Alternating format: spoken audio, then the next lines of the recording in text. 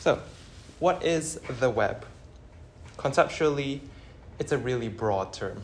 The web could refer to the space where, different users share information. It could be the space where people access multimedia content. And it could also refer to the space where people can browse websites and access services. So, quick question. How many websites do you think are around the world globally? I haven't put a figure there on purpose. Any few billion?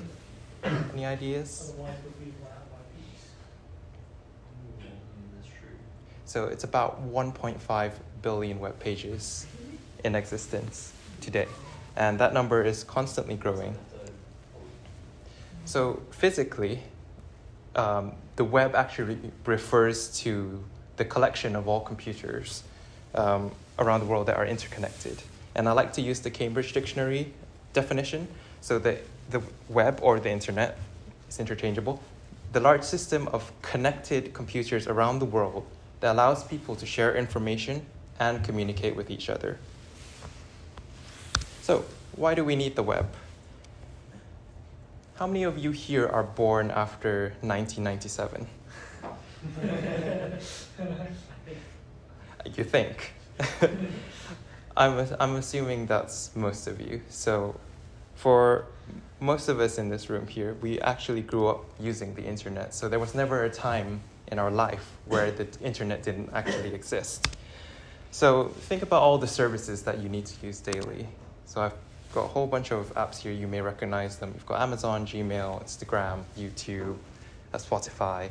So all of these technologies or apps, actually, they use web technology because if you think about it intuitively, without an internet connection, you can't actually access most of these services. So your device, your client, is connected to these servers, which are providing you a service on the web. So some fun facts is that Google is actually older than me by about 6 years. So that's a scary fact, in fact. Our access to the internet is really powerful. You can do so many things online. You can bank online, you can learn things online, you can even date online. And I think that's the most egregious one, in my opinion. But where did this all begin? So where was the internet actually born? So, brief history of the web. Tim Berners-Lee was a British scientist, and he was working at CERN. For those of you who are not familiar with CERN, it stands for the European Council for Nuclear Research. If you're thinking, why is the acronym not in order? That's because it's originally in French. And CERN is the largest particle laboratory in the world. So they've got this giant 27-kilometer disk where they collide particles at light speed.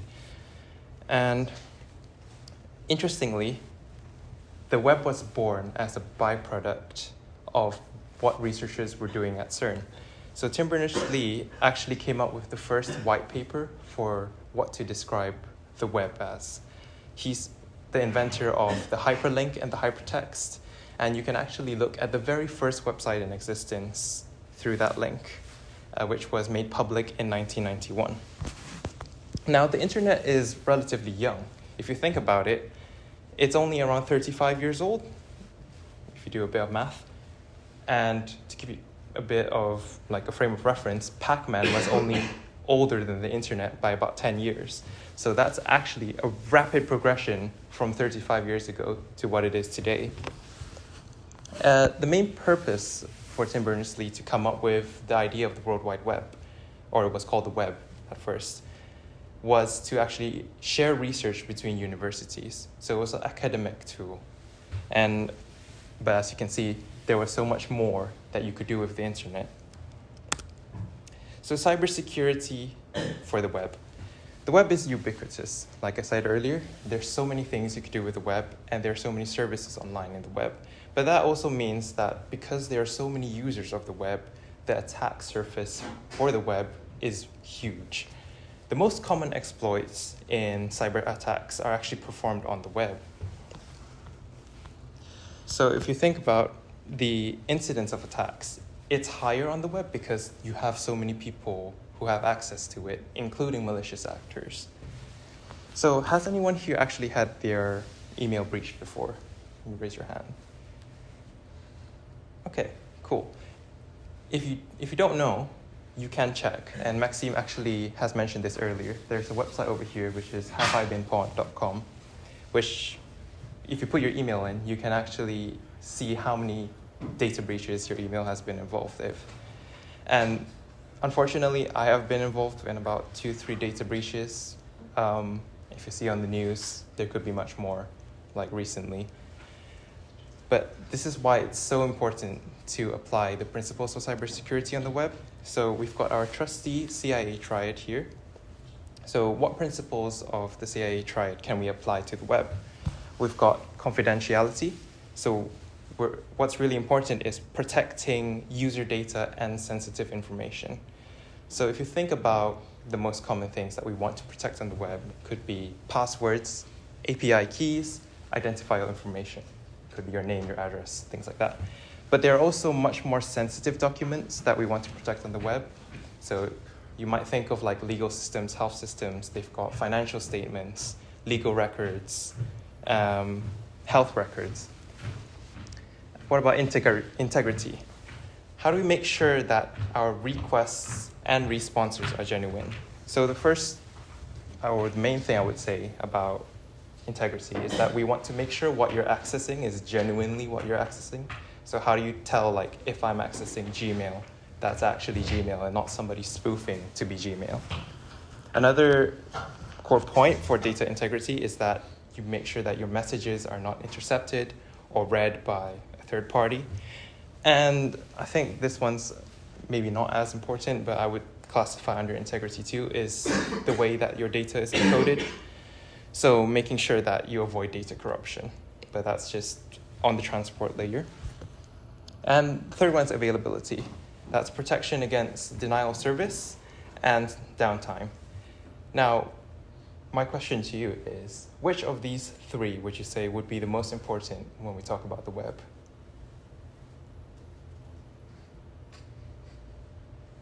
There's no right or wrong answer, really, but I do have one answer I believe is the most important. Yeah, go ahead. I'd say the answer that's probably the most correct is availability, but the one that I value most is confidentiality. Okay.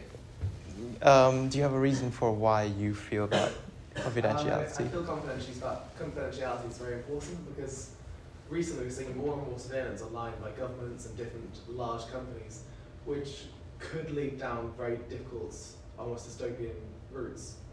Yeah, I agree with you, actually. However, it is true that when you think about from an economical standpoint, availability is actually the most important.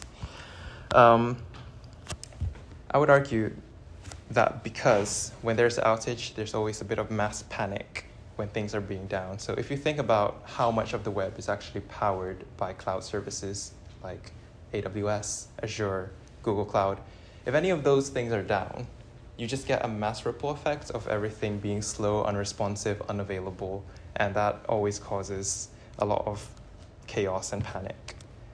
So the web is really important. I've actually brought a few news articles here. So if any of you experienced this back in February, WhatsApp was down for quite a few hours. Maybe you didn't panic because WhatsApp would come back eventually. But for a lot of people conduct WhatsApp. People treat WhatsApp as their main tool of communication. So if any of you have heard of WhatsApp for Business, a lot of businesses rely on WhatsApp. So those few hours being down equates to billions of dollars of economic shortfall. And just last week, we've got Discord having leaked user info for scan photo IDs. Has any of you heard of the Online Safety Act of 2023? It's very controversial. I agree.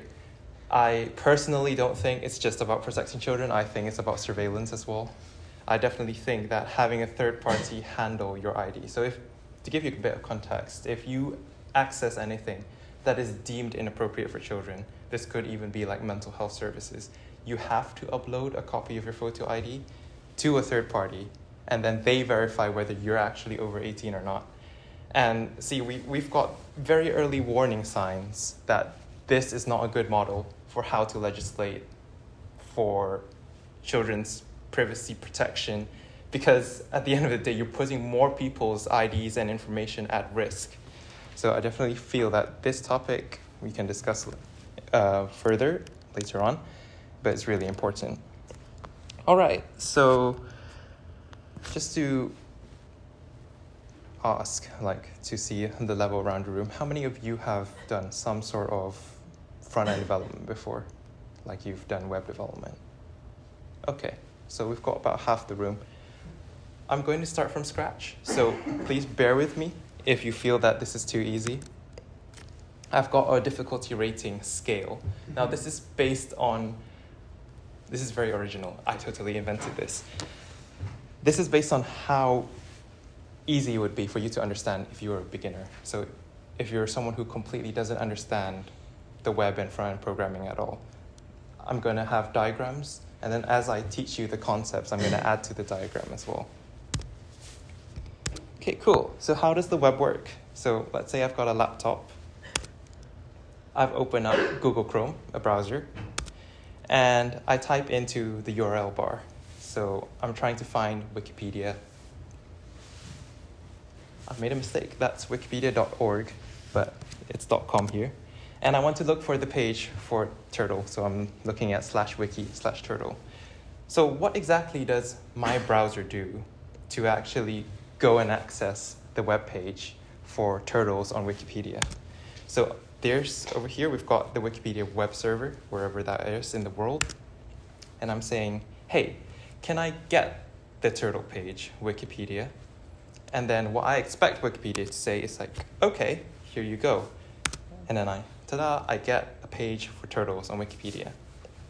Now, this diagram is going to introduce one of the fundamental concepts of internet communication, which is HTTP. And HTTP stands for the Hypertext Transfer Protocol. We will delve more into that later and how it links to networks.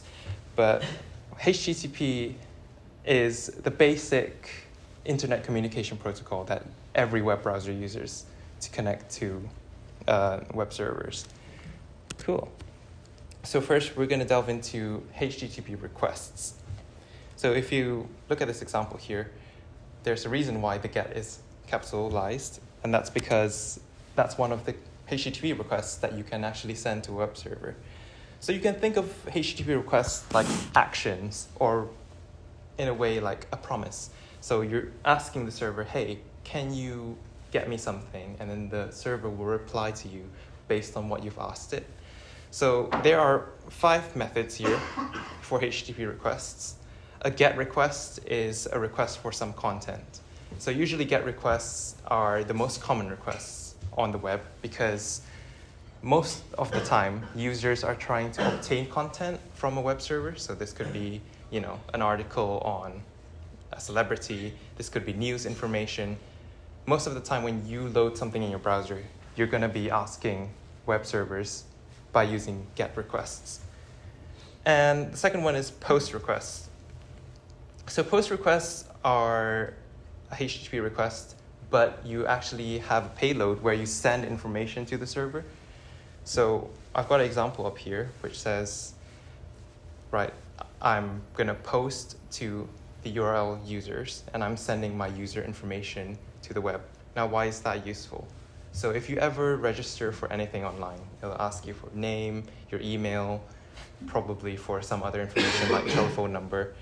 Whenever you click register, all of that information hasn't actually left your computer until you click register. And when you register, you're sending a POST request to the web server with all the information that you just entered.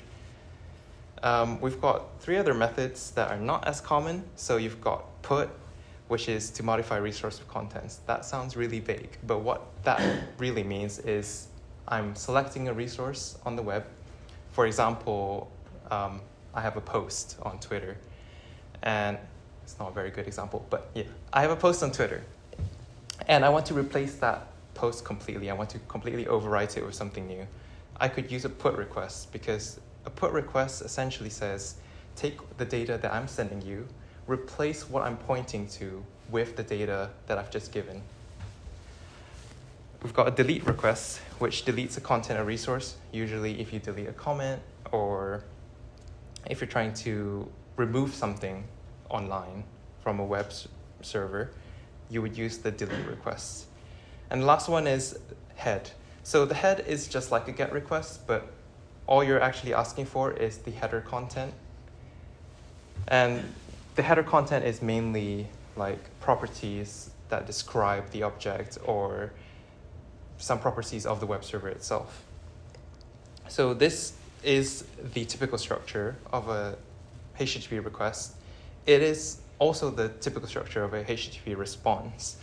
What you've got is a request line that is your declarative statement of what request that you want, what action do I want when I'm communicating with the server.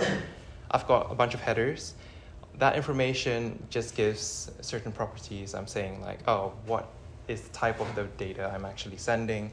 Is it text? Is it JSON? Is it like some other structure, data structure? And after that is the body, and the body is just the payload. So whatever you send to the web server is in the body. Cool, so we have requests, and now we're talking about responses. This is probably more familiar to some of you. So I've put up here the 5, I would argue, the most popular responses that you might commonly encounter when dealing with web servers. So the first one is 200, and the description is okay. So what does that mean? 200 basically means the web server was okay with what you asked it. It's going to give you exactly what you asked for. And 200 usually means you didn't encounter an error, you had all the permissions, perfect, I'm going to give you exactly what you want. And that most of the time, when you request something on the internet, you always expect to get 200 back. So, loading a post, loading web article, going on social media, trying to see the next post on TikTok. What you're actually expecting behind the background is that you're constantly sending requests, and the web server is constantly giving back, okay, 200, 200, 200. We've got 401 and 403. These are quite similar, but 401 refers to unauthorized. That means the client is not authenticated. So usually this means someone's trying to access something without any credentials at all. They may not have an authentication token, they might not have an account, they might not belong to the organization that they're trying to access the resource from. While 403 is actually forbidden, it means the client's authenticated, but they're not allowed to access the resource. So you could be like a researcher, but you're not privy to top secret material in the military, for example. So if a researcher tried to say, hey, give me this pack of classified information, most likely they're going to get forbidden because they don't have the permissions to access that resource. 404 is the most common one, and it means not found. You may have seen if you go to pages online and something's not there, you say 404 not found. I think that's the most popular one that people would know. And then you've got 500, internal server error. Now, when you get a 500, usually it's not your fault. Something's wrong. Something went wrong on the server side. And that's the very generic error because it doesn't actually tell you what exactly went wrong on the server. But they usually display that if something went wrong and there's no clues as to what it is. Okay, cool. So if I go back to my diagram and I look at what I'm requesting from Wikipedia and what Wikipedia is coming back, I can actually now categorize those two requests by their respective HTTP requests and HTTP response. So I'm asking Wikipedia, can I get /wiki/turtles on wikipedia.org? And Wikipedia gives me, right, I'm responding with 200. Okay, here's the content of the turtle page. Is that clear? Does everyone understand? Cool. Right. So the next thing is DNS. DNS stands for the Domain Name Service. And the DNS is considered the internet's phone book. It's not a very good analogy nowadays because nobody really uses phone books. But whenever, if any of you were here last week in the network lecture, you would remember that actually most computers, they identify each other on the network using the IP address. Now the thing is, with your browser, that's actually still the case. The browser really only knows how to connect to, say, wikipedia.com, google.com, if it has the actual IP address of where the web server is located. But if you were to ask someone, I want to Google something, type 74125.199.100, nobody could remember that by heart because it's really long. And it's just very difficult to have people have a directory of IP addresses to store and access later. So we have a service called the domain name service. And whenever you type in something like google.com, it actually queries the service. And then it asks the DNS, so what's the IP address of google.com? So what you can imagine is on the DNS, you've got a really long table.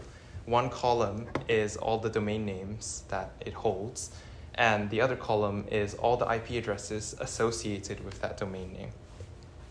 So yeah, we've got this diagram here showing, I've got a Firefox browser. I'm trying to access this domain.com. The DNS server comes back, says, here's the IP address of this domain. And then the browser uses that IP address to actually access the web server that you're trying to reach. This is the actual DNS of Google. Now, one thing to keep in mind is that each domain could have more than one IP address. And the reason for that is because if you think of Google, they've got servers all across the world. You've got some in Australia, you've got some in New York, you've got some here, you've got some in Frankfurt. So wherever you live actually determines what the IP address of Google may be for you, because your local DNS provider is going to be the one who's telling your computer where to access google.com. Also, if you ever encountered this issue on Windows, most likely what you encountered was the DNS problem.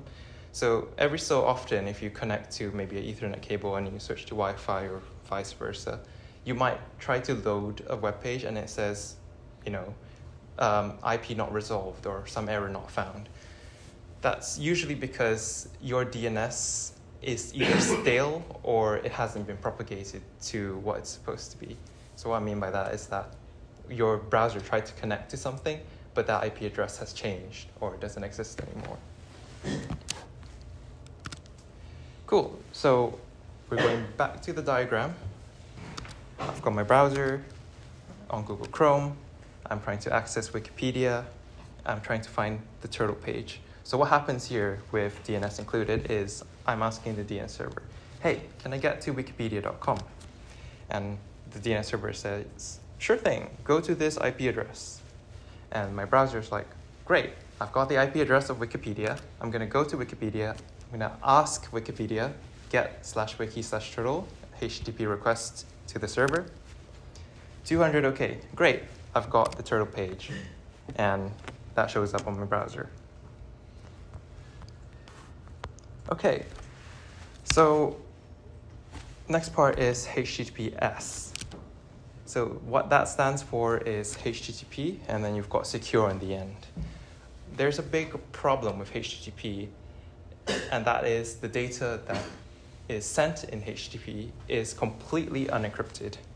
So that means that any third-party malicious actor, or if you came to the workshop last week, anybody with Wireshark sniffing the network, could potentially see your HTTP requests and actually read the content of the requests.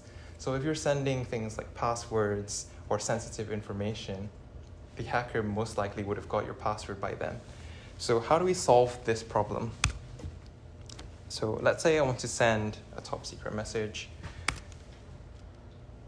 and then it's intercepted my message and it steals it.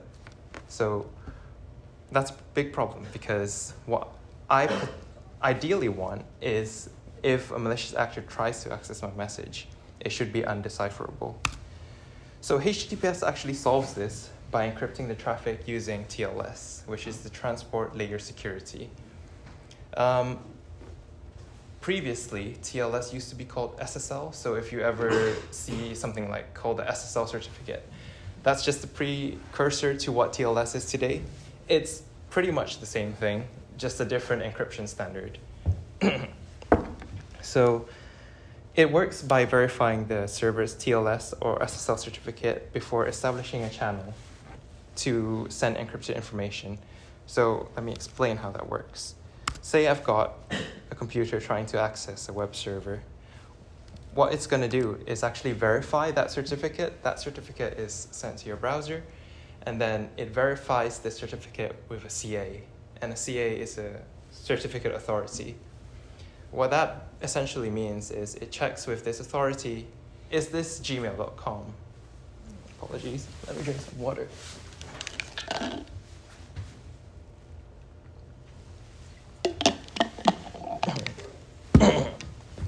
Yeah.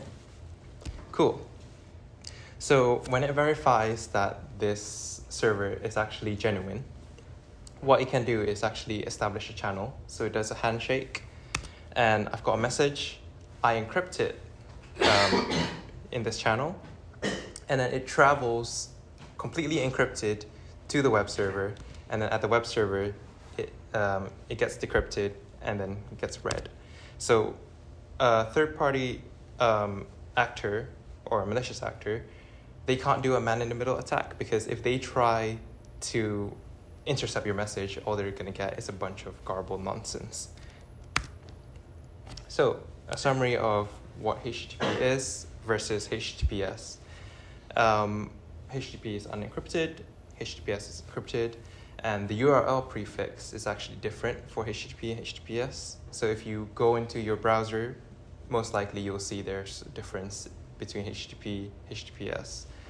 And the one thing to keep in mind is the ports are actually different for HTTP and HTTPS. So if any of you are continuing to go to the workshops and you might use Wireshark again, if you're looking for HTTP requests, that's on port 80, and HTTP would be on port 80 and HTTPS would be on 443. Okay, cool. So now we're going to link all of this with what you learned last week. So we're going to see where all the protocols actually lie in the Aussie model. So DNS, HTTP, HTTPS, these are all application layer protocols. And that intuitively it makes sense, because if you think about it, all those protocols are to do with interacting with a web server and your web browser. So we are still at the application layer. However, TLS is on the transport layer. And the reason why that is because that is a protocol dictating how something is being sent through the network, which we're referring to encryption. So just keep that in mind. Okay, cool. So now I have an exercise for you guys. I'm going to give you about 10-ish minutes. And what I want you to do is to look at all of these situations and tell me what is the expected HTTP request and HTTP response I'm going to get in that situation. Okay, cool.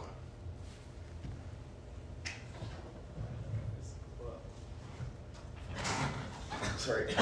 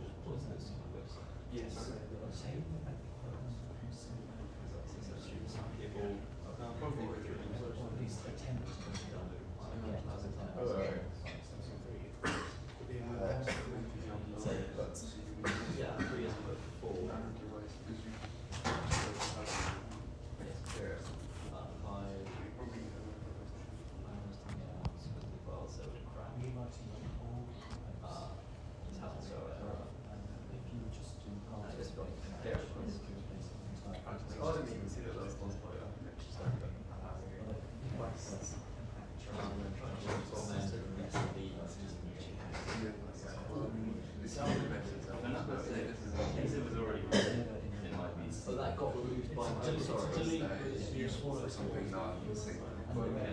Yeah, I guess, yes. That's what I would read. Do you know 418? I know nothing. The extent of my work knowledge is My brain is not brain. writing these two get requests, and that's like and it treats my knowledge work really well. I'm like,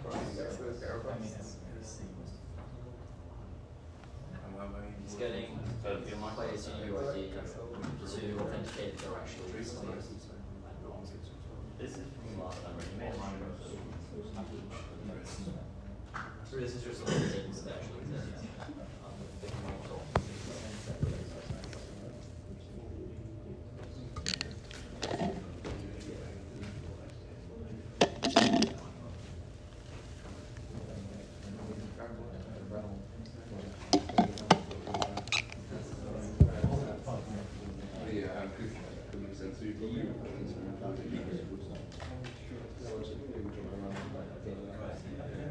There's more scraping in line processes.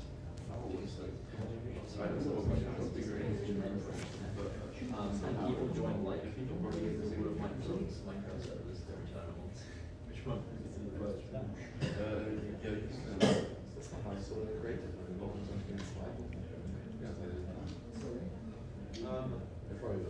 There are a lot of them. There's the big one obviously with the It's kind of monolithic.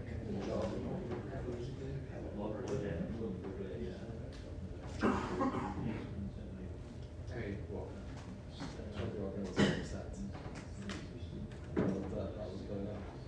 It's reasonable. It's a reasonable given.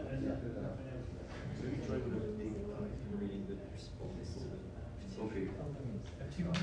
The online edition. basically they said That's just the same. we got Yeah, okay, what we said. and What? Oh, Every someone said. edition is like Oh, what the additional ID code. It's not quite past. It's not. It's the second. The first one is the first most signed petition is the current government to do a re-election. 3 million people signed. 2.8 million have signed, which is like 30th of the entire population. Just the hell. Which like for people who actually sign up, it's like They go, I love this particular one. it's hard to set up those. Having physical documents is both bureaucratically visual and create space for abuse and fraud. Like digital IDs. Yeah, yeah, we can try. No, I think Switzerland is really digital. I think trust is more than the UK. I mean, the only other two countries are China and No, I mean, you try, but it's set in my matrix, we get errors.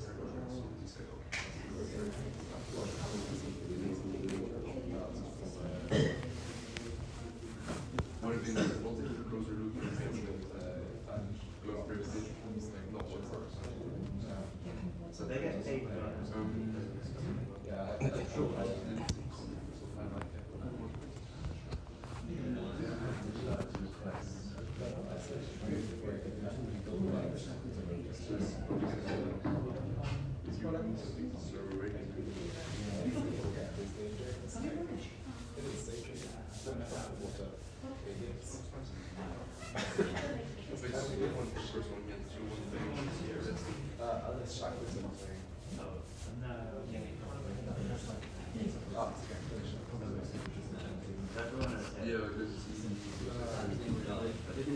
Okay, everyone, I'm gonna discuss the answers now.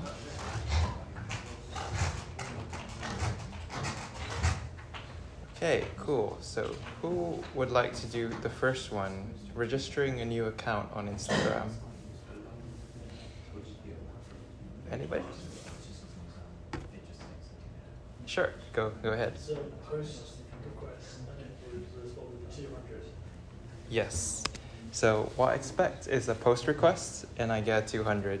So usually when you register, you're sending form data.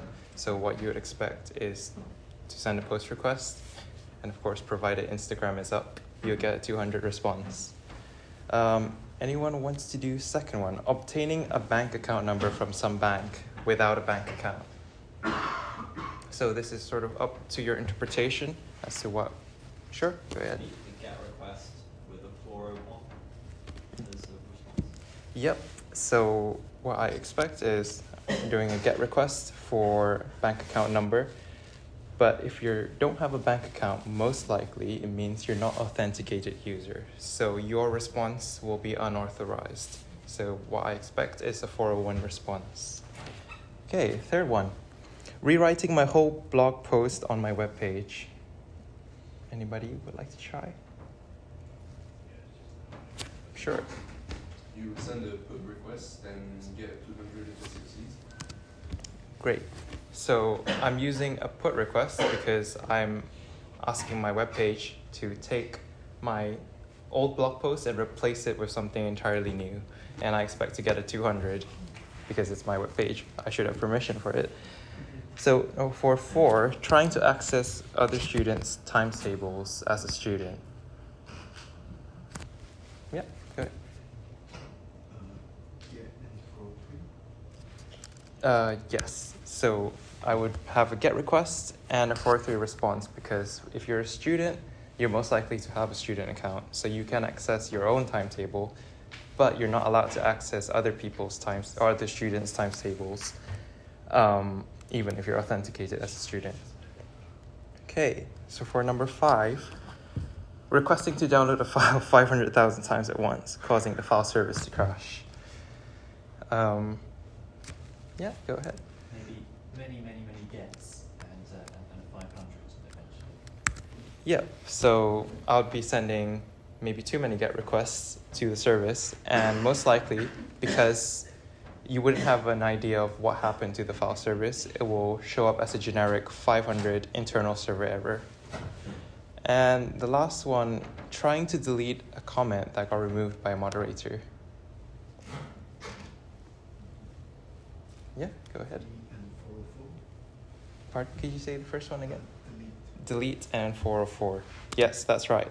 So I'm sending a HTTP request to delete my comment, but because it's already been removed, it won't exist. I will get a 404 not found. Okay, cool. So going back to the diagram of how the web works, I'm going to add in the concept of HTTPS. So what happens is, after I get the response from the DNS server, I'm going to look at the certificate of the Wikipedia web server, establish an encrypted channel, and then after that, I can send my HTTPS request. So I'm saying, hey, can I get the page for turtle? Okay, here's the page for turtles. So now we're going to look at what exactly is Wikipedia returning to me when I say, okay, I've got the page for turtles now. A web page is usually comprised of 3 things. So you've got HTML, CSS, and JavaScript. HTML usually describes the content and the structure of the web page you're viewing.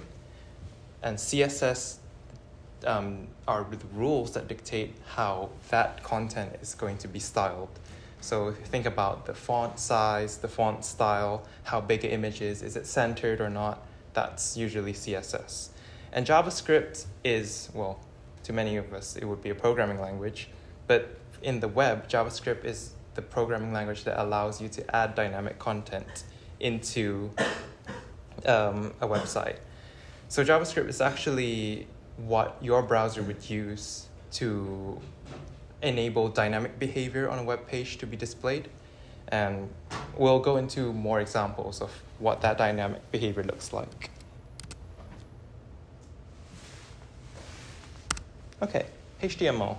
HTML stands for Hypertext Markup Language. If you remember the very first web page that was built, that's when HTML was actually born. It's a standard language used to create web pages. It dictates how it's supposed to look, and it usually describes the order of things that will show up in your web page. So if you see here, I've just put up what the very first web page looks like. We've got the World Wide Web, And this is the actual HTML of that web page. So what you can see here is that HTML is usually described in HTML tags. You've got these weird angle brackets and then title or H1 or P, or it could be like script or style. And what those blocks usually mean is it describes what the content is on the document of the web page. So for example, if I've got a H1 on the web page, most likely what that translates to is the biggest heading of the web page. So you can actually see there that the World Wide Web is, it says here title, but in the modern HTML syntax, it would be H1. Okay. You can also have, the script and the style tag. So in HTML, you can actually also include CSS and JavaScript files by using those tags. And usually that's how a basic website without any framework would include CSS and JavaScript into the website. If you go on any web page on your browser and you right-click View Page Source, you can check out the HTML for yourself of any web page you're visiting.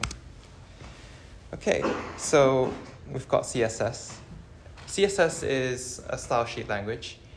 It's essentially a bunch of rules that specify how a web page HTML should be presented. So we're talking about, things like paddings, margins, if it's centered, how big something would be. So if you see here, I've taken this CSS block, which is a whole bunch of rules, and this span actually describes the very first block of the University of Exeter website, which is that small title that says, "Welcome to University of Exeter." So CSS is pretty important because if you don't have any CSS and you strip everything away, this is what the website looks like. So you've got a massive logo, which is the original size. You're missing the green banner completely, no image. None of the blocks seem to make any sense. So that's why CSS is pretty important for a website. It gives everything sort of like a uniformity, and it makes everything presentable. CSS could also be used for things like animations. So if you've seen our website, we have some CSS animations on there as well.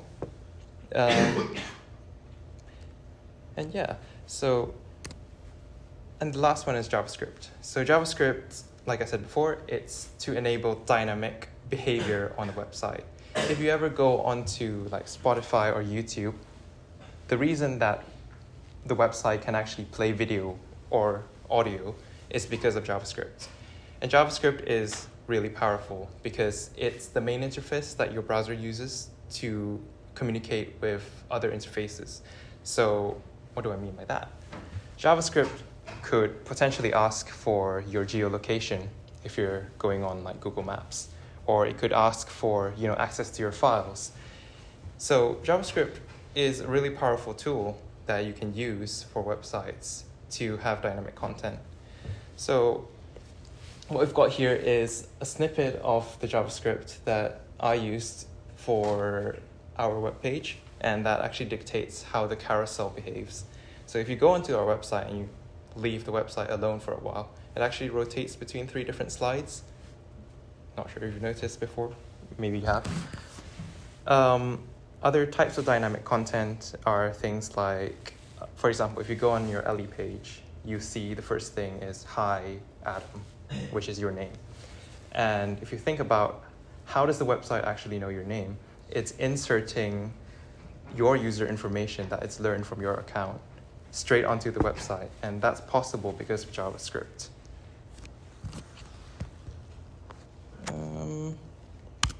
Okay, so we can't really talk about HTML, CSS, and JavaScript without talking about the DOM. The DOM is the Document Object Model. So what is the DOM? The DOM is like a programming interface. It's a representation of your HTML page. It essentially takes your HTML document and gives it a tree-like structure And that allows you to sort of interact with a very specific element on your page. So the reason why DOM is so important is because you can't do all that dynamic behavior in JavaScript without the DOM. Because, for example, if I've got a title and I want to make the title specifically animated and nothing else, none of the other titles, or if you've got CSS and you're saying, well, I want to apply my CSS to only my buttons and nothing else on the page. Without the DOM, you can't actually do that, because the DOM is what gives you that granular selection of elements on your page whenever you interact with HTML using CSS or JavaScript. So why might it be a bad idea to let a website user insert something into the DOM by themselves? Any ideas?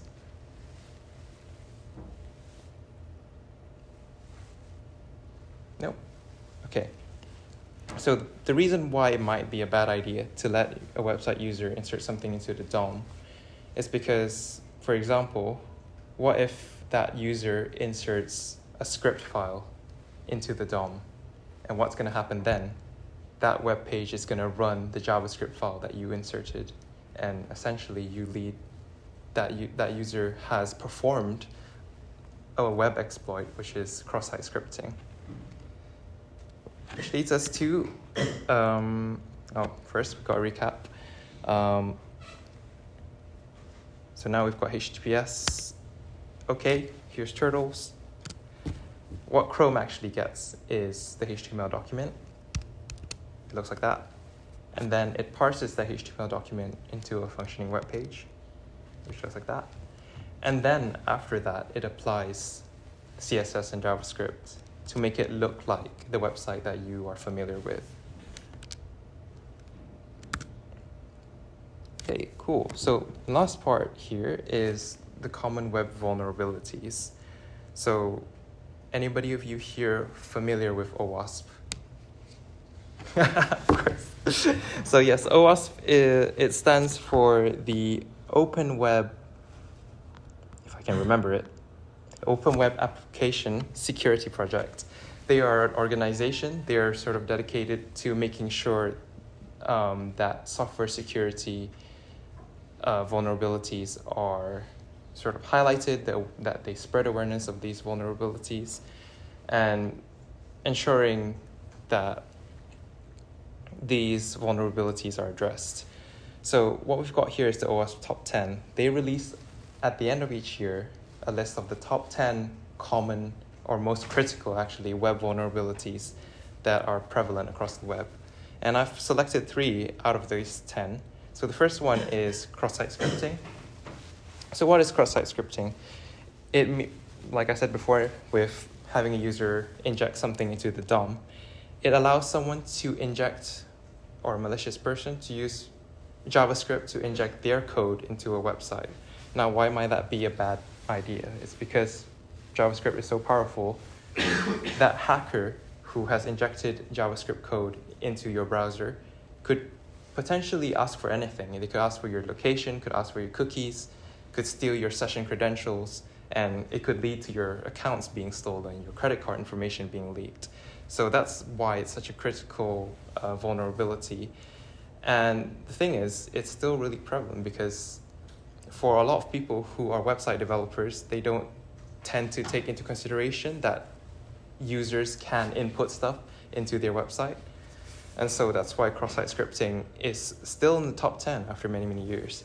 So the second one is SQL injection. SQL injection is quite similar, but not the same as cross-site scripting. It allows a user to... Yeah, you got a question? With the cross-site scripting, Yeah. will it just be on the user's machine, not everyone else's? So if they just reload the web page, it'll just be resetting it to the normal web You page. comment JavaScript code and someone else loads that web page, loads the comments, that they're the one doing all the JavaScript code on the machine. So you are right. Traditionally, you might think, well, JavaScript's, on my machine, and it's client-based sort of behavior, so how would that affect anybody else? But the thing is, cross-site scripting, because it's injecting JavaScript code into the website, you're potentially sort of opening or exposing this kind of sensitive information. And because JavaScript provides all the interfaces to getting the sensitive information, a hacker could potentially go onto your machine and actually perform the exploit and then get the information from you. So it's not necessarily a distributed sort of exploit per se, or everybody would suffer from a cyber attack from one cross-site script, but it's still a vulnerability that's important. Okay, did that answer your question? Thank Cool. you. So back to SQL statements. SQL injection, sorry. Allows a user to execute a SQL query or statement. So if you think about how most user information is stored, it's going to be stored in a database. And whenever you, for example, log in to a website like Facebook, you're sending your username information and your password. Now, if let's say Facebook made their database implementation really badly and allowed a person to inject a SQL statement that allows you to browse the database, they could potentially return a whole table with everybody's users and passwords, which would be really bad. Now, of course, Facebook would never do this. They're a multi-billion. Actually, I take that back. Facebook might do that. But a person who is completely new to web development, who has made their app for the first time, might be prone to a SQL injection because they don't know how to sanitize the code that processes the user input. So if the user goes in and says, right, now that I know I can send these statements, give me everything that you know about the table. So it could be people's passwords, their IP addresses, geolocation, whatever the web server is storing is now privy to that user injecting that statement in the input field. Okay, and the last one is broken authentication. Now, for the past, I think, 2-3 years, broken authentication has been the number one of the OWASP top 10 in terms of web vulnerabilities. Now, what does broken authentication actually mean? So it means that the authentication system that the website uses has a critical security flaw. So, for example, if your website, this is a common example. Let's say you're trying to log in, with a user and password. Usually what will happen is if you got your password or username wrong, it would say incorrect username or password, and then after 3 attempts, you would be barred from trying to log in again for maybe 24 hours. So what would happen if that measure wasn't actually there? So after 3 attempts, you could still continue to input random usernames and passwords to try and guess what it is. What could happen is a hacker could use a brute force software or program, and then what that tool would do is basically send a whole bunch of login requests with the most common usernames and passwords. And if your password is like password123, it only takes mere seconds, even less than a second, to guess your password with a brute force algorithm. So that's just one example of broken authentication. Another one could be, you've left important information or you're authenticating based on cookies. Cookies are stored in your computer. Anybody can edit them. So if you pretend to be someone else, like, I'm this email address, and the web server uses your cookie to see who you are, you could pretend to be anybody. So yeah, these are the top 10 web vulnerabilities from, I believe, last year. But you can always check on the website here. So you've got owasp.org, Project Top 10. I would highly recommend you to go and check it. They release... Yes? Just to add on that, the main one that we have for OWASP was released in 2021. So you will mostly see OWASP Top 10 2021 when we look at these references. I was just checking, and the one for 2025 will be released on the first week of November. So if you guys want to keep an eye out for that, we'll see what the biggest stuff to look out for this year and for next year. Okay, cool. So next week, we've got Introduction to Linux. I believe that will be Maxime who presenting.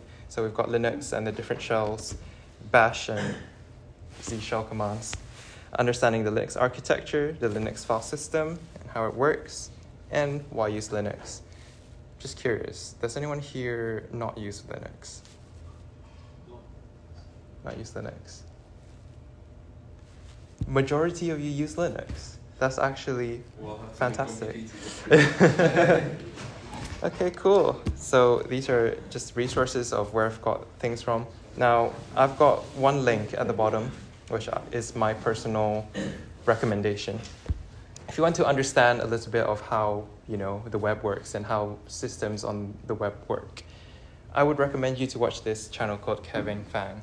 And what he does is he makes these hilarious stories of tech postmortems. So for example, if something went really wrong at a company, he's breaking it down, what happened, why it happened, how they addressed that problem. And in the process, you actually learn a lot about how the web works. So if you're someone who's deeply interested in sort of like web systems and how services are actually being provided to people, I would recommend that channel. Okay, cool. So that's the end of the web introduction to LabWebster.